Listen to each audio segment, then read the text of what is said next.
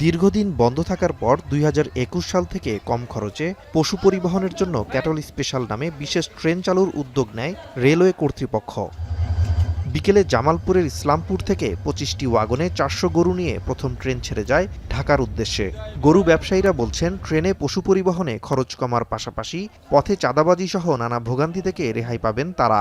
এছাড়াও ট্রেনে পশু পরিবহনে থাকছে না দুর্ঘটনার ঝুঁকি। কারণ টাকা গেলে পরে ডাকাতের ভয় আছে, অ্যাক্সিডেন্ট হয়, এমনিতে গাড়ি গুড়ি সমস্যা হয়। আর আমরা যদি ট্রেনে গরু নিয়ে যাই আমার কোনো সমস্যা না। এবার তান আমরা গরু বাছুর নিয়ে আলাম ট্রেনে ওনা দিছি, তাতে আমরা নিরাপদ।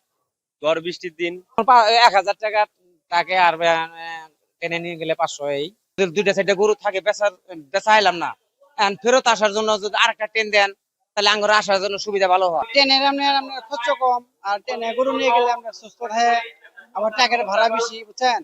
আর ট্রেনে গরু এমন সুস্থ থাকে, মানুষ সুস্থ থাকে, ভাড়াও কম আছে। ইসলামপুর থেকে ঢাকা পর্যন্ত পশু পরিবহনে প্রতিটি ওয়াগনের ভাড়া নির্ধারণ করা হয়েছে ৮,০০০ টাকা। এতে ভালো সাড়া পাওয়ার কথা জানিয়েছে রেলওয়ে কর্তৃপক্ষ। রাজধানী থেকে ফিরতি ক্যাটল স্পেশাল ট্রেন চালুর বিষয়েও আশ্বাস দিয়েছে কর্তৃপক্ষ। ইসলামপুর রেলওয়ে স্টেশন থেকে কোরবানির পশু নিয়ে ঢাকা পর্যন্ত পৌঁছে দেওয়ার জন্য রেলওয়ে নিরাপত্তা বাহিনী সার্বিক দায়িত্ব পালন করছে। গাড়িতে ৭৫টা ওয়াগন যাবে এবং প্রতি ওয়াগনের ভাড়া হচ্ছে ৮,০০০ টাকা। এবং এবার অন্যান্য পশুর তুলনায় এবার আমাদের চাহিদা আরো বেশি, এবং সেই তুলনায় আমাদের গাড়ি স্বল্পতার কারণে পুরোপুরি চাহিদা দিতে পারি নাই।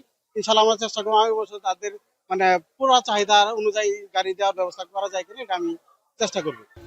শনিবার বিকেল ৪টায় ইসলামপুর স্টেশন থেকে আরও একটি ট্রেন কোরবানির পশু নিয়ে ঢাকার উদ্দেশ্যে ছেড়ে যাবে। এখন জামালপুর।